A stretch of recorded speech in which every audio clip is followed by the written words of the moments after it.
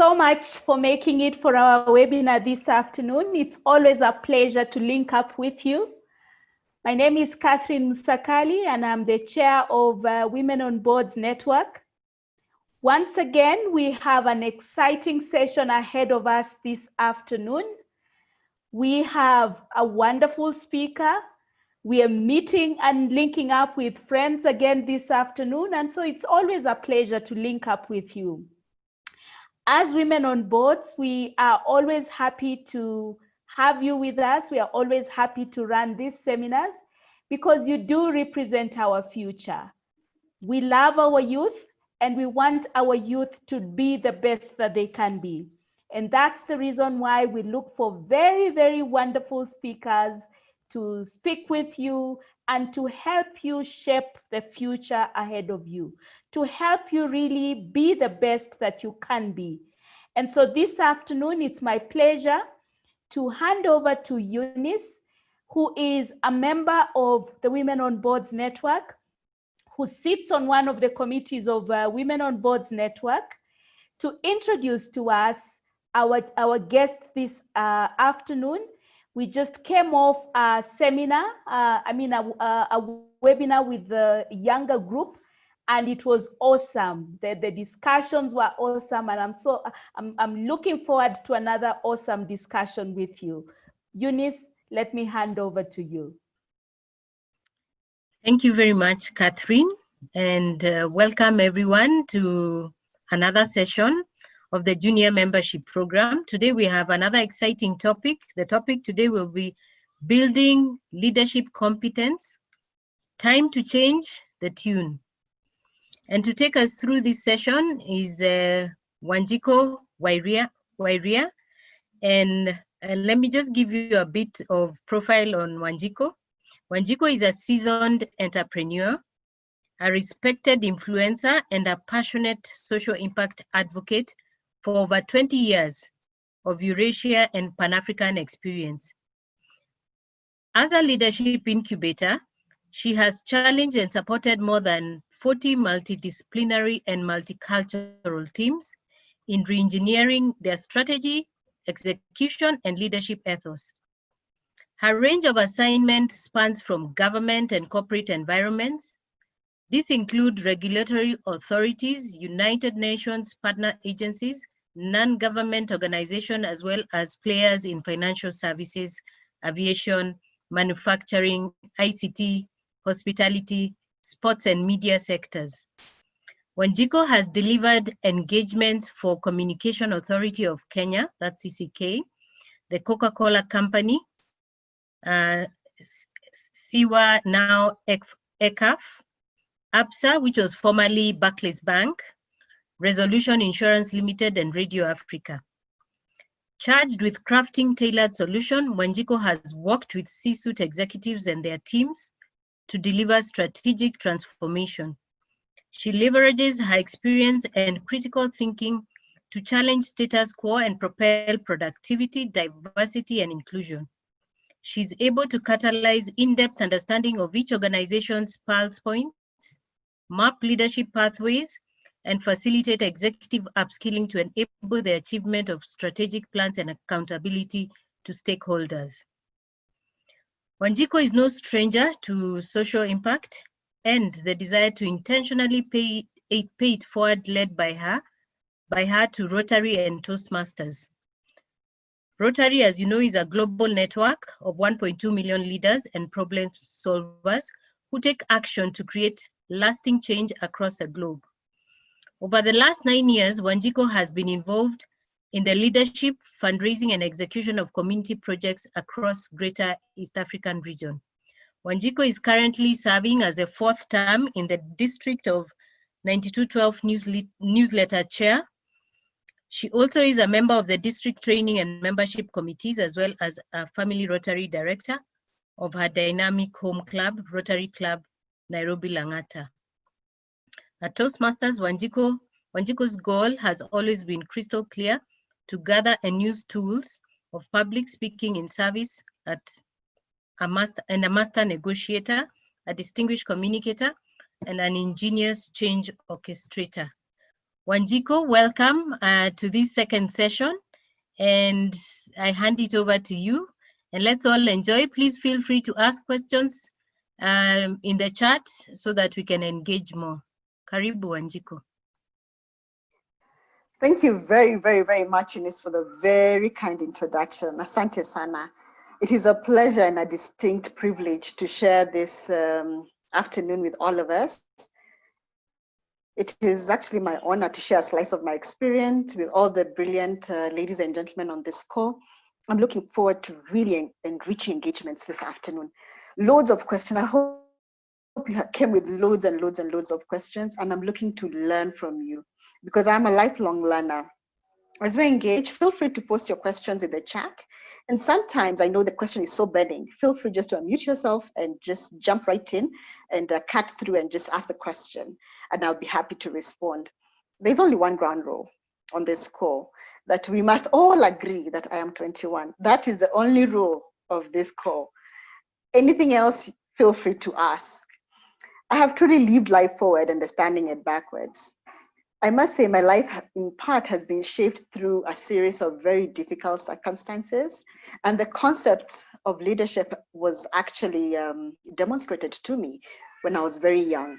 So when I look around at the people who supported me and walked me through my journey, and that's a story maybe I will give on another day, I have learned that the one word that has come to mean so much to me is the word potential. And I know we've heard a lot about it. Like, you have great potential, we have great potential. And as I grew up, I began to understand that the word potential in itself then ties in very clearly to my attitude, which then, of course, determines my altitude.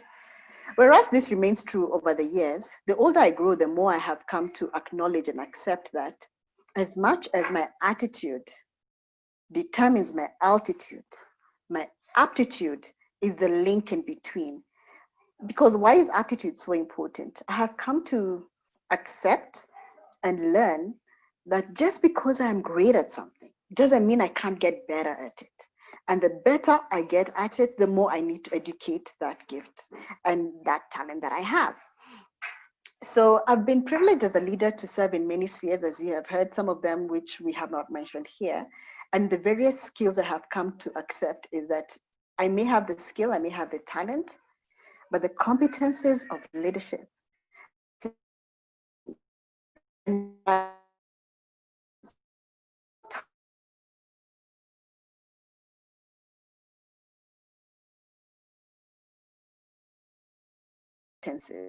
of leadership, this then begin to become a key challenge for us in terms of ensuring that we are able to maintain and keep the seat that has been offered rightfully to us at the table. And these are the places where you find you experience what I like to call a starter step. You make the move, you get it, but when you get in there, you seem to be bumping into everything every single time. And a little word, a little voice of doubt begins to creep in our minds that, did I get this right? Did I deserve this role? What is it that I'm not doing right? And half the time, the world around you is so busy running around, fixing itself, that we rarely slow down to actually interact with you. So I'd like to share allow me to share my screen with you as I walk you through this aspect of, as I share with you the aspect of, sorry, here we go. Give me 1 minute. There we go. And I can play my screen. There you go. So we can begin to understand leadership competences. I've titled my presentation, Dare to Lead. And why do I say this? Because the moment you choose to lead yourself, then you begin to learn and get the competences and the gaps that you need to invest in to be able to lead the rest. I want to welcome you into the legacy world. And I really love this because it explains the core of humanity. All of us live in the best of two worlds. There's your preferred behavioral style, how you prefer to interact with the world, and there's the things that motivate and drive you. These are the two things that are going to underpin your leadership competences. Now, why do I start this far back? I start this far back because when all is said and done, it is important to understand how you prefer to get things done and the why you're motivated to do them the way you do. This level of self-awareness and discovery are the core to building leadership competencies. They are the ones that you will require and need when you're driving peak performance in any role you find yourself. It doesn't matter whether it's a corporate role, whether it's a work role, whether it's a social impact role, it just won't matter. Every role that you take, these are the things that are going to drive you. Now, the interesting thing about humanity is that the moment you understand the why, then everything else becomes crystal clear.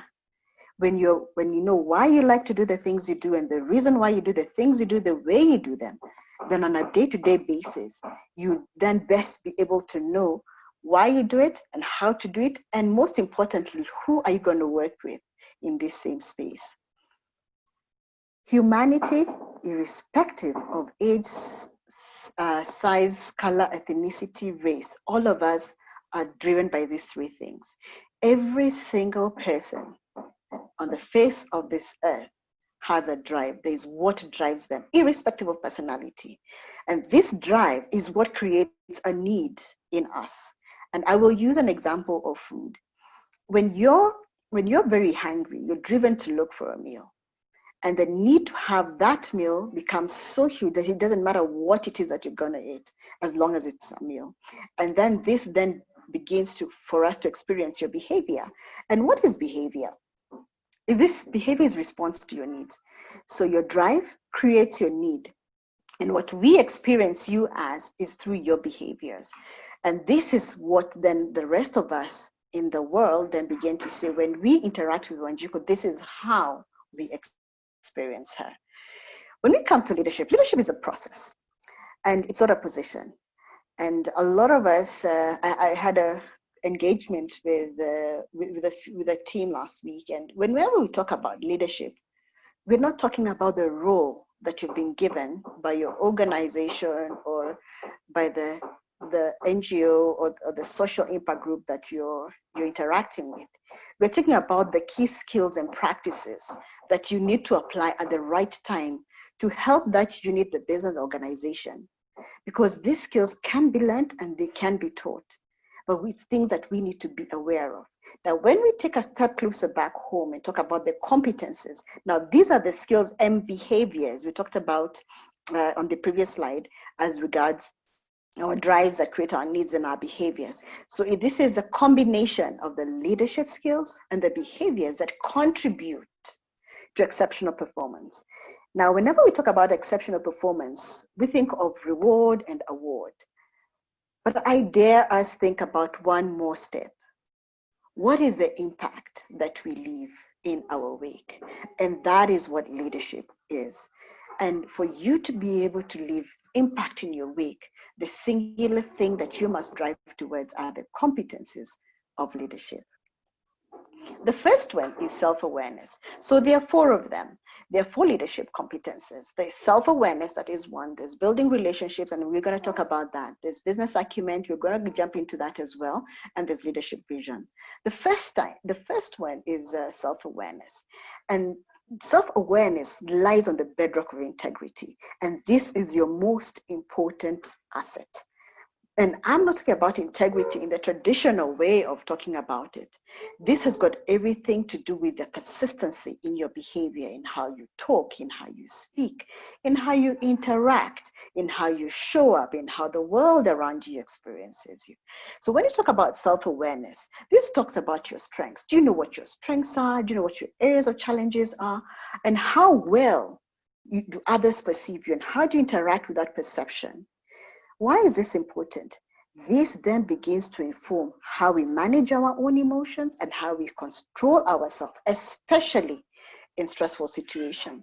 So simply put, and I love this quote, it's about conscious knowledge of one's own character, feelings, motives, and desires. It's basically about just two things: awareness and management of our inner world and ourselves.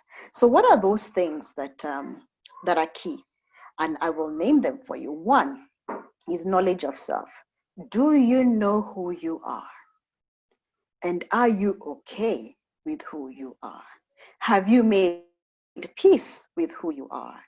Have you made peace with the things that drive you? Have you made peace with the fact that I can learn and I can grow a myriad of ways, but this is who I remain as a core?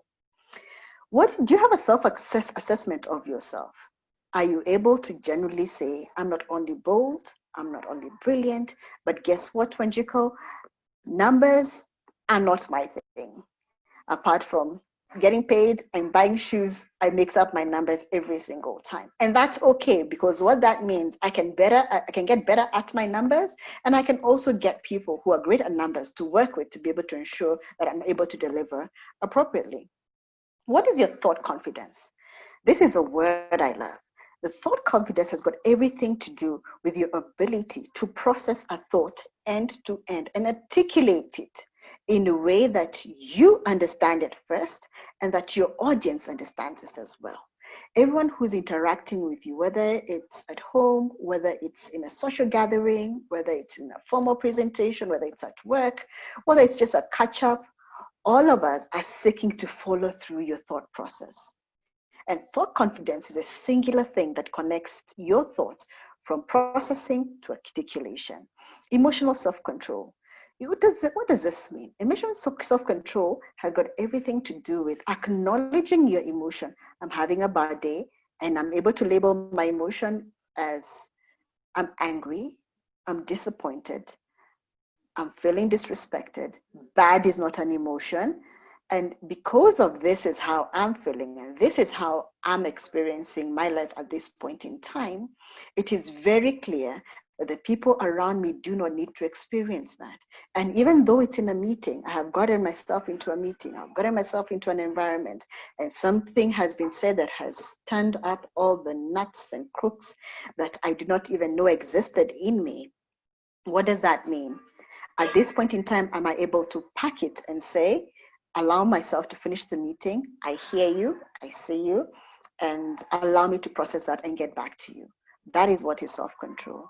What is your drive to achieve? What is it that drives your achievement?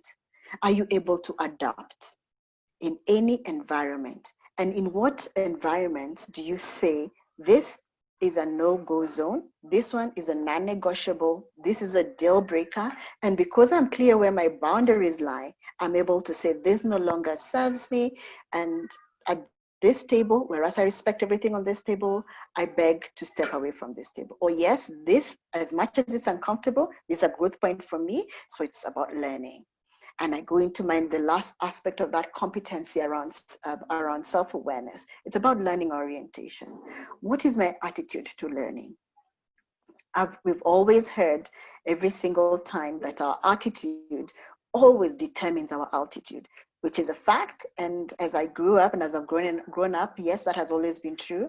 But the older I grow, the more I come to appreciate that aptitude is a connector in between the attitude and the altitude.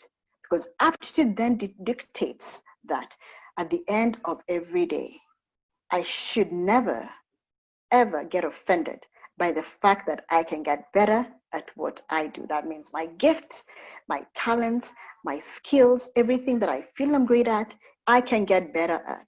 Because one of these things then ultimately leads us to what I like to call the success continuum. And allow me just to walk you through this for a minute. The most successful people, anybody who's ever achieved anything on the face of this earth, have this one common trait: self-awareness. They recognize the situations that will make them successful. And this makes it easy for them to find ways of achieving the objectives that resonate with their motivation and fit their behavior style. And that's why we're talking about behaviors earlier. Your drives create your needs, and your needs then inform our behaviors. These people also understand their limitations and where they're not effective. And this helps them understand what does not inspire them and where absolutely not to go, as well as what will not motivate them and how not to be as well. Because if that's not who you are, then you know that's not the direction I'm going to take. Ultimately, those who understand their natural, and here I underline natural motivators and behavioral preferences, better by far are more likely to pursue, and that means intentionally go after the right opportunities for the right reasons in the right way at the right time and get the results of the desire. That last statement, if you do not get anything else I say the rest of this afternoon, please, please, please remember that one. And this is what I love to call the success continuum. The next one is about building relationships. That's a second competency that is critical. How well do you work with others? And I'm not talking about holding hands and knitting sweaters all the time. That's not what I'm talking about. Are you able to build relationships that are good, that are able to drive business agendas or friendship agendas? Are you able to pick underlying emotions? If you always hear about reading in between the lines, are you able to match what other people are saying versus what they're saying? And with this, are you able to build positive and effective relationships within your ecosystem? Whether it's your direct reports, whether it's your peers or your customers, whether it's your friends, whether it's your neighbors, irrespective of personalities.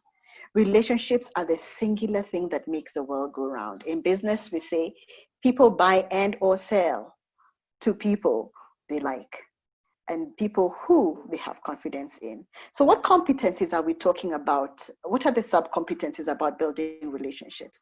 The first one is your ability to read people. It doesn't mean that we want to turn into a mind reader. It just means that are we able to intentionally dial down the noise in our head, the noise in the environment, and observe. I may be saying, hey, how are you? I'm having a good day. But if you look at my eyes, if you look at my face expression, if you look at my body language, it's probably saying I've had a really hard day. Are you able to listen for it, even on a call, so that you can say, okay, Wanjiku, really, how was your day? Are you able to tell and read in between the lines when things are not going the way they go, the way you prefer they go, and then ask at another point in time, like, can we take this offline? Can we have this conversation a little later? Do you have great compassion and empathy? And there's a difference between sympathy. I am not saying take the problems of the world on your shoulders. Are you able to show compassion? Are you able to sense and feel what somebody else is going through? And because of that, you're able then to flow into the next aspect, which is ability to develop fantastic and flawless communication skills. So it doesn't matter who you're talking to, whether they're older than you, more senior than you, they're younger than you, they're more accomplished than you are, or they're looking up to you. We all have people who look up to us. Are we able to ground ourselves sufficiently in compassion and empathy so that we can be able to communicate with those who are around us? Do you have a heart of developing those who are in your space? And there's nothing wrong with taking credit for the work that you've done, but you carry people along with you. Do you help people maximize their performance? Conflict is one of those things that is hard to deal with. Are you intentionally opening to managing conflict on a day-to-day basis? Do you appreciate the differences that you find yourself in, the environments that you find yourself in? What does this mean? It means all of us, life cannot be about getting things done with the people who are very much like us. A lot of times I have learned, remember we agreed I'm 21, right? My 21 plus years of experience, I've learned is that some of the things that I have learned the greatest from are working with people who are so different from me that I cannot begin to fathom how we walk the same path, yet they have such divergent perspective around issues. And this again begins to help me build the dynamics of how I interact with the world. Are you able to build influence intentionally? What are those things that create situations and cultures of a great service orientation? Now, one of the things that I hope we'll have a moment to do this at the end is that the singular thing that I have learned over the years is that irrespective of what you do, how you do it, and for how long you do it, if you do not apply an element of service into it, it will be very difficult for you to begin to see the impact of your engagement. The next one that I love, and this one I can talk about all day, all night, all year, a decade later, is about business acumen. This is one of the most critical leadership skills that we can be able to drive. And the reason why I call it a skill, because business acumen is what allows you to make informed decisions and to give you a competitive edge in the world, in the business world. Now, when you bring it on board as a leader and put it into the core of who you are, it helps you generate insights that are not perceived as everyday, because you start seeing round corners, you start seeing through storms, you start hearing the unheard, you start interacting and seeing the unseen. So what is business acumen in general? It's ability to understand how a business operates, how it makes money, which is its economic ecosystem basically. What is the profitability around it, and which roles play in which space. And why is this important? It's important to be able to understand the bigger picture, what I like to say, the forest and the savannah, so that you begin to understand what is your role in the bigger forest and the savannah. And all this comes back down to the simple thing of being, sharpening your business acumen helps you to be able to proactively anticipate and navigate and leverage anything that would impact a business environment. Now, this also helps you be able to perform functions and attain goals with very minimal levels of guidance. Why is this important? This is important because irrespective of where we are, who we are, and exactly what we're doing, every day, our aspects of who we are and where we're going is driven by a business acumen. And this is not only for a working environment, even in a social environment. If you're able to read the dynamics around this, then it begins to help you understand it more clearly. All right. So this is about beginning to be very clear about building your functional competencies. Do you have a technical skill? Can we get better at it? Are we able to adhere to a particular culture that we find ourselves in without losing ourselves? We say when you go to Rome, do what the Romans do, which is very true, but that doesn't mean that you lose your identity as a Kenyan as well. So what are those things that are so fundamentally you that we choose not to lose them? Are we able to plan and organize ourselves? I'm not talking about, big major things. I'm talking about everyday small things. This is how I start my day. This is how I process. And I say I'm very privileged to spend quite a lot of my time in the social impact space. And this week we were running and planning on different sets of activities. And I remember a Rotarian, as was mentioned earlier, interacting with one of my directors on the board, and she's like, Wanjiku, I prefer to think my communication through before I put it on. I was like, amazing. So you not only think it through, you plan it out, look at it before you send it out. That is exceptional planning and organization. I'm not saying all of us should do that. All I'm saying is that what are those things that for you are so critical that we'll be able to plan for them, that you'll be able to organize ourselves around them, so that when we deliver, we dignify our audience and our environments with the privilege of preparation. That's what I like to say. You must dignify the environments you find with yourselves in with preparation. What's your ability to make great decisions and decision making? Great decisions does not mean size. I prefer to talk about impact. You can make one small decision that can change the whole wide world at the end of the day. I love to talk about the trim tab. It's all of us think about a ship, and we always think it's the rudder that directs the ship. But actually, at the base of every ship, that there is something called a trim tab, and it's a little small thing that determines whether a ship will turn right or left. And when the trim tab shifts, the whole ship must shift every single time. So do you know what your trim tab is? And that's a conversation we can always dive into as regards trim tabs, because all of us have that. All of us have those needle moving aspects of who we are, and those are the things that we must drive. Do you take in your own initiative? Are there things that you sit and say, this I can run with, this I can take. I don't have to wait for this to be told about this. I don't need to be nudged about this. I can be able to go with this. Leading with innovation. Innovation doesn't mean new in my world. It means about doing things differently. It could be the same thing, but opting to do it very differently. How well do we manage our work? Do we have really solid knowledge in the things that are important, whether it's our industry knowledge, both locally international, the things that you say you're acclaimed for? Do we have those? And when we put all this together, this is what we find as on the image that I've put for you. You look at future trends, you look at the organization drivers, the performance and external factors as well.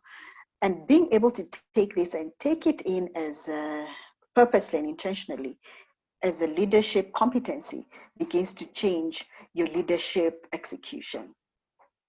The last one is leadership vision. Leadership vision is an essential means for focusing attention on really what matters. When I spend time with a lot of leaders who shift a lot of landscapes, the singular conversation is keep the main thing the main thing.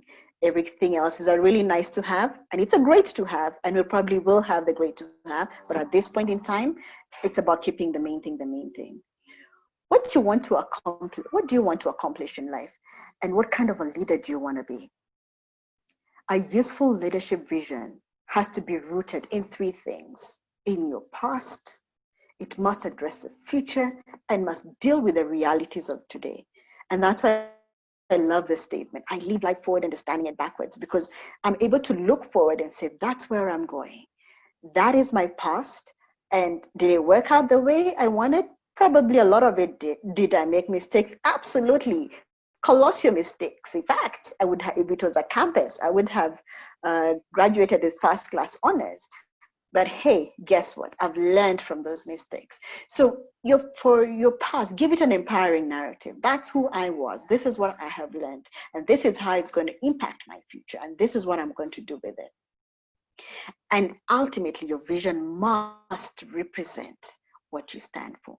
This way, you will know what to plug into and what not to plug into, what drives you and what doesn't drive you. And what does that mean? When all is said and done, if something doesn't align with your vision, doesn't align with your goals, doesn't align with the core of who you are, and doesn't inspire you for the future, it's something that needs a second, a third, and maybe a 20th look. The two are usually very well connected because it gives you global awareness. It drives a great vision and purpose. It gives you ability to lead and direct. It most importantly helps you deal with complexity, because life is complex. Every single time there's a new twist and turn and you wonder, where did that come from? You almost feel like things are just dropping in your way. So ultimately, when all is said and done, your vision needs to be something that inspires you. And because you have something that inspires you, when you plug yourself into any environment, it will automatically feed into it, even if it is not your vision, even if it is something that you're all driving towards towards a common goal. If it inspires you, and this is something very interesting, and I dare say it's something I've experienced. If you have a vision that inspires you, the people whose commitment you need to act, to make constructive change, will drive towards you. The resourcing that you need for the future will find you. And when you seek it, it will come to you. So that is the last vision that I want to, the last aspect of the competencies that I want to share with you. I want to share this little clip with you, only because that every time I watch it, I learn something new, and then we can take questions. We can take questions after that. So here we go. Really, it all comes down to one choice. Will you lead life, or will you let life lead you? How do you create a future that doesn't yet exist? How real is this idea of leadership, that we can intentionally change the future for better? When there are so many unanswered questions in your mind, is it possible to create a vision that is so clear, so real, that those questions fade away? Can our imagination be that powerful? Can we take an idea, a picture of the future, this intangible vision, and make it real? In fact, that's exactly the way it works. The world either unfolds around you, or it is shaped by people who see it differently. There is a connection in your mind between who you are today and who you believe you will be in the future. This connection, this vision, is meant to be seen, shaped, and pursued. It's the way we build a better world. What will you accomplish in your future? And who will you serve with your gifts? Truly see it, imagine it, grab hold of it with such detail that making it happen is only a matter of time. Decide what will happen in your life and decide who you will be within this world that's so big and so small, and then work to make it so. And we know it's not always easy. We know hard work is involved. We know the troubles that will come, that will get you knocked off track. Get ready to make mistakes. Time and time and time again, you will be tested. And we know you're up for the task. That you will get up and try again. Do it again. Work at it again. Commit to it again. Because through it all, you will keep coming back to that same spot, that same idea, that you can either lead life or let life lead you. So you lead. Your vision is a powerful thing. It's the way we make the world better for you and for others. See it. Believe it. Do it.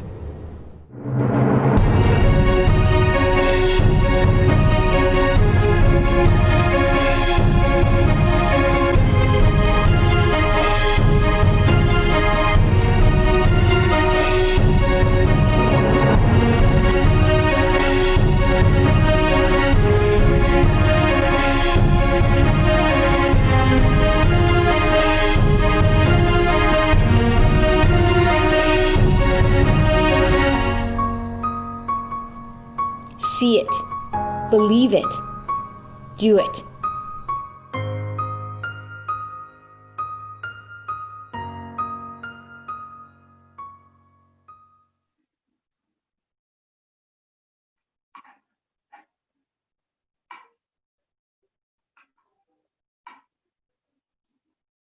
Thank you very much. Eunice, back to you. I'm happy to take any questions.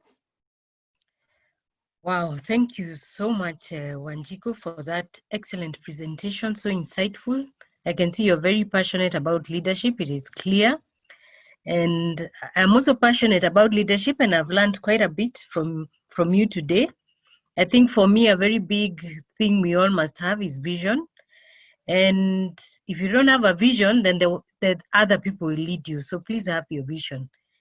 So we are welcome for any questions. You can either put up your hand or put your questions on the chat. I cannot see any question right away, but maybe Wanjiku, I can start. Absolutely. When it comes to leadership and you have your vision, you have a leadership style. How do you know your leadership style? Is it founded by your values, your beliefs? Maybe you can talk a bit more about that as we wait for more questions. Absolutely. Thank you for the question about leadership styles. Leadership style is a lot more got to do with like your personality, but your personality in the leadership space. I give you an example. There are those of us who are a lot more quieter and prefer to work in the background, prefer not to be very pushy, and that's therefore how we tend to experience them in the leadership space is in the same way. Only that now we probably would call it something very different. Probably would call it maybe a laissez-faire style. So your leadership a lot of times is very intertwined with your personality. That is one. The second thing is your leadership style doesn't change because of your values. It is grounded in your values. So the values you have are the ones that ground your leadership style. Now, there's no perfect leadership style. There are those that are, all leadership styles have got strengths and areas of challenges. There are certain environments they work in. There are certain environments that need to be aligned differently. You need to be aligned differently to be able to apply that.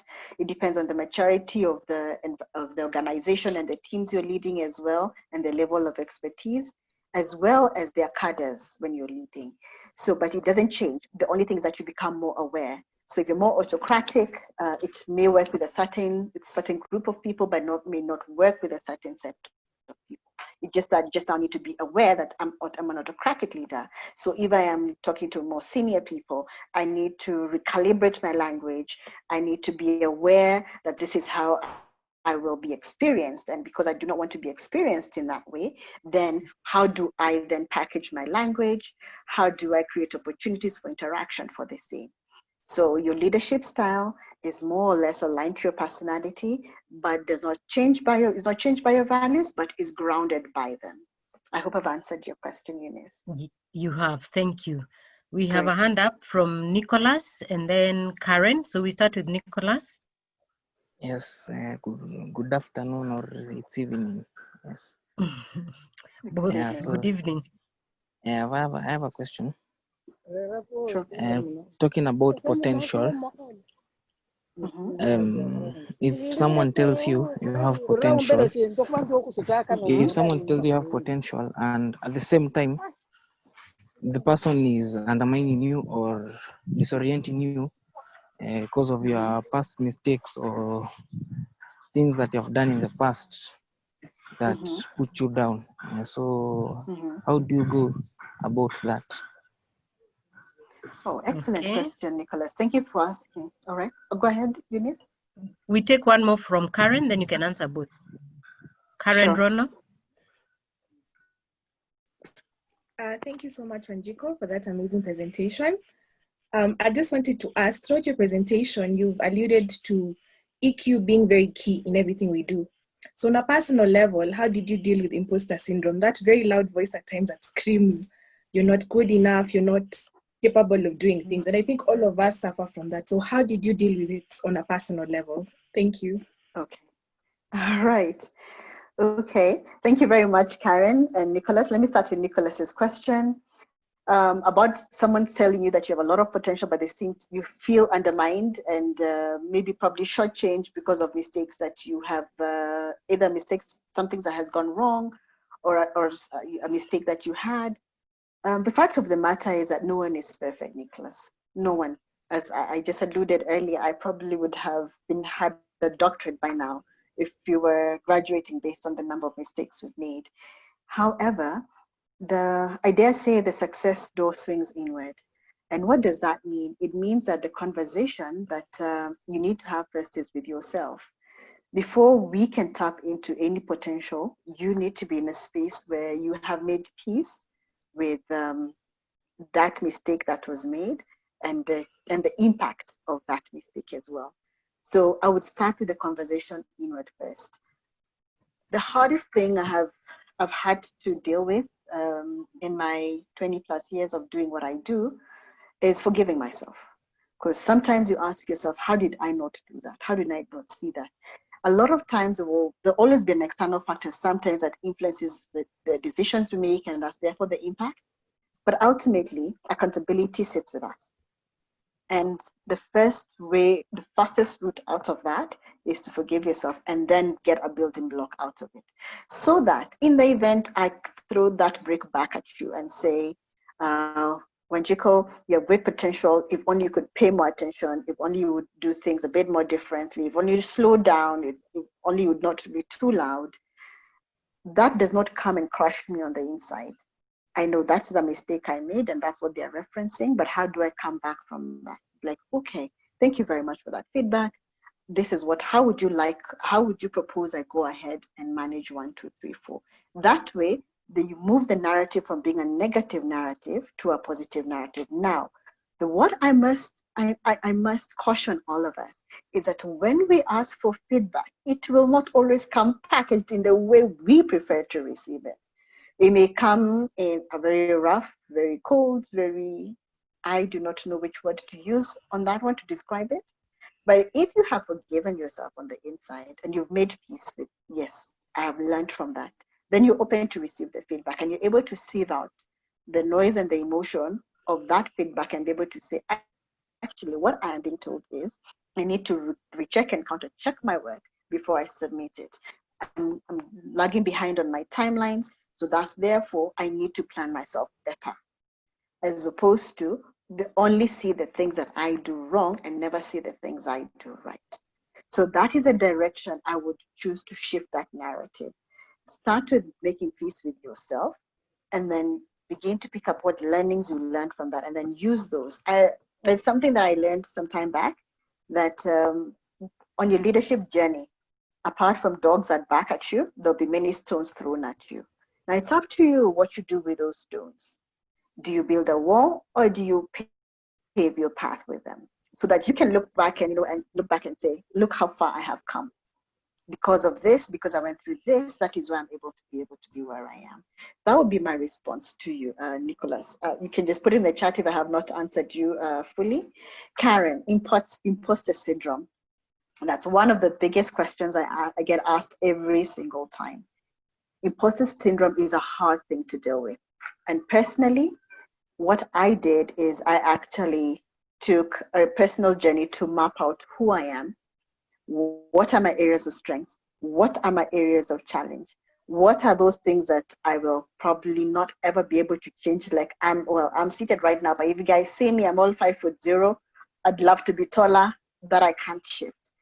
Then there are aspects of, numbers, great. Can I go to school to learn about them? Absolutely. But I struggle with numbers. Can I sit down and read a balance sheet and make sense? Absolutely. But it's a conscious effort. But can I get someone else to help me? Absolutely. So what are those things that I'm not good at? And what are those things I can make peace with that I'm not good at? So that I don't consistently question my abilities. It doesn't matter whether it is somebody who's close to me or someone off the streets who comes and says, Wanjiku, you're XYZ. Like, what will I take that? I will take that as an opinion. That's usually my first thing. Then the second thing, I look at that opinion and ask myself, is there validity to this opinion? And if there's no validity, am I behaving in a manner to show that, or to present myself in a way that I am presenting myself, or this person is experiencing me the way they are actually labeling me? And if so, and I don't like it, what can I do to work on it? So that's how I've dealt with imposter syndrome on my journey. And it had to be something very intentional, especially because a lot of the time I have found myself working with really great leaders who have achieved so much and have gone so far ahead of me, yet they are convinced that it is my help they need to be able to achieve their goals. And that is actually one of the things. Those are some of the places that would appear. But that's how I've dealt with it. I've made peace with who I am, what I can do, what I'm great at. I am not embarrassed to say that I'm a lifelong learner. I consistently educate my gifts and talents. In fact, more and more, I find opportunities to sit and learn. And for me, I learn from whoever is around me. I'm a keen listener. I pay attention. And I dignify every engagement. It could even be somebody trying to sell me socks at the petrol station. I dignify every engagement because every engagement is a learning experience. And those are the things that ground me as well. I hope I've answered your question, Karen and Nicholas. Thank you, Wanjiku. There are two other questions on the chat, one from Josephine. Women are nowadays more encouraged to grab a seat at the board table. What does one need to do to know to get scouted for board positions? Know how to get scouted for board positions? Then another one from Belinda. How do you develop the kind of confidence where you know you can lead difficult people and more so older than you? Excellent. On the board one, is Catherine still on the call? Yeah, she is. Sakali, please don't tell me you've left. I need you to answer that board question. I am here, Wanjiku, but I want you to answer it first. Then I will go after you. Oh, dear me. All right, ladies and gentlemen, I was hiding behind the chair because she should have answered this excellently. All right, women are nowadays encouraged to grab a seat at the table. What does one need to do or know to get scouted? All right. First things first, this is really fresh for me in terms of what you need to do. First and foremost, I believe you need to be able to put together the who that you are. Bring all your experiences and package yourself in a manner that is presentable to the board for board positioning. This would be very different from your everyday profile. This would be very different from your everyday resume, because then it's a different set of skills that women on boards also help in that process. That is one. Two, you need to know what your differentiator is. What is your magic juice? What is that thing that if we see it, when we experience it, when we hear about it, we definitely want to bring you to the table? That is the second thing. The third thing is your networks. Who knows you're interested in sitting on boards? Do we know that you're interested? Are we aware? What kind of boards do you want to sit on? Do you have the various qualifications on the lines that you are passionate about? Do you have the paperwork to show it as well? All those things come together so that when you're packaged and you're confident in terms of what you need, when the opportunity comes, it will be plug and play. I will tell you this, having worked, Jocelyn, having worked with a lot of boards myself, is a singular thing that is very true, is only this I can tell you. You must be clear that you want to serve, that you're willing to put in the time, the energy, apply yourself to sit at the table. Because one of the things is, yes, many women are encouraged. Unfortunately, also, there's also a perception that sometimes we don't show up when we get to the seat. I was listening to Miss Wanjiku Wakogi recently, and she was saying, we need to be bold. When you get called up to that seat, sit on it squarely, show up, be bold and engage. And this is things that you can start practicing way, way, way ahead of time. So that would be my take to you. Apart from your networks, people need to know that you're looking to do this. You need to join the network that allows you visibility as well. You could be great, but probably part of the reason why you don't get called up is because we don't know you exist. So when we know you exist, then we can get to call you up. When we experience you, we can say, oh, I know somebody. Catherine, can I pass the button at this point in time? And I hope you haven't jumped off. No, I haven't. I'm here, Wanjiku, backing you up. All right. You have said all the correct things. And board leadership is fulfilling, but you must understand that it's a service. And when you put yourself forward, it doesn't matter how much you're being paid for the board position. The liabilities, the potential liabilities that you potentially show up are very, very high. And so you must understand that you're putting yourself out there to serve. You're not there to make a profit. Network in the right places, as Wanjiku says. Know what type of board you're looking for so that you go for it. If you're looking for private sector, find out who is the decision maker for some of those private sector boards that you're looking at. If it's state corporations, which is a totally different ballgame from the normal boards, who is making the decisions? Just a few minutes ago, I was being asked for some names with specific characteristics that they were looking for. And the way they described is they must have metal. So, when somebody tells you they must have metal, they're telling you you're going to be appointed to boards where there are potentially integrity issues or such other things to deal with. Are you going to be able to stand your ground? Yeah. So find out who makes those decisions, network with them, but make your intentions known. And I like what Wanjiku has been talking about, knowing yourself, understanding emotional intelligence, because I can tell you on any board, you need that. Wanjiku, over to you. Thank you very, very much, says Catherine Muscali. Thank you very, very much. Wanjiku, okay, Karen, yes. Maybe you can allow me to just also comment. I think when Absolutely, Catherine talks about networking, we have the junior membership, which is a very good place we can all start. And I can see on the chat we've shared the website for you to join the junior membership. We're actually having a launch today for mentorship for the junior members. So this is a good place to also start a network and get to be known so that you can be mentored, and when there are opportunities, you will actually get in touch. So Wanjiku, we'll need to wrap up. There's another session for the launch actually in the next few minutes. So you can answer the last question quickly, then we close for the day. Thank you. Okay, all right. The next question is Belinda asking, how do you build the confidence? I say content builds character. Content builds character. If you know your stuff, it will give you the confidence to be able to walk into a room. That is the other thing that I have learned. What I did not say about myself today is, apart from being a lifelong learner, I'm a desperate learner. I'm consistently reading and learning on anything and everything that's apart from my sphere, but in the outskirts of my sphere.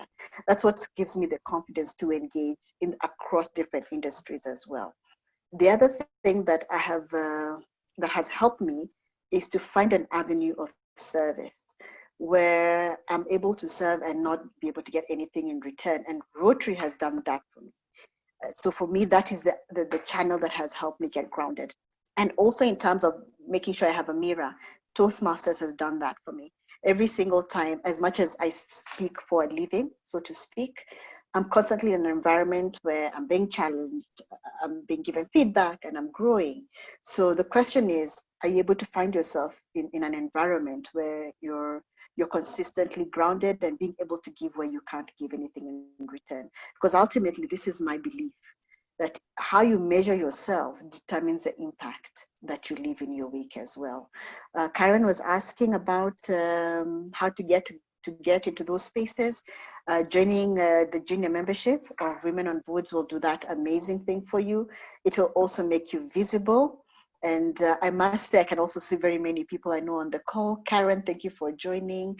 Doreen, Jay, everybody else, thank you very much.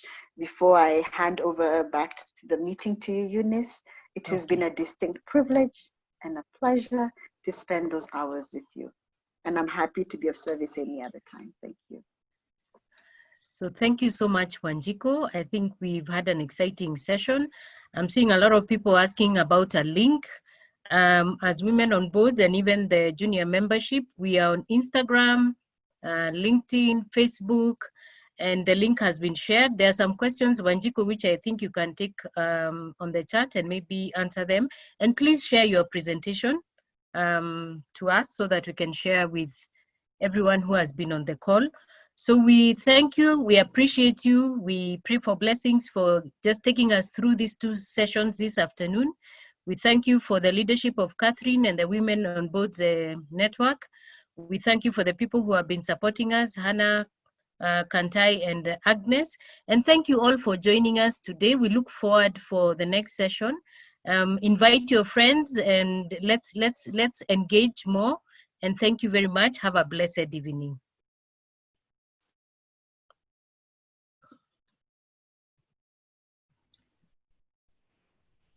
Thank you very much, Eunice. Thank you, everybody. Thank you, Wanjiku. Really, really awesome. Asante sana.